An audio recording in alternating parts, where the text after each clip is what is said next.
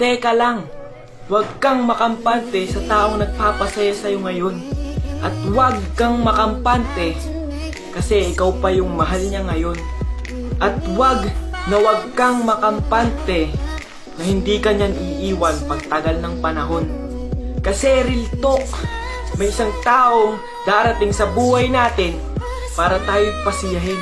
Pero pag dumating yung araw na wala na silang pake sa atin, ay wala na tayong magagawa kahit ano pang pilit natin.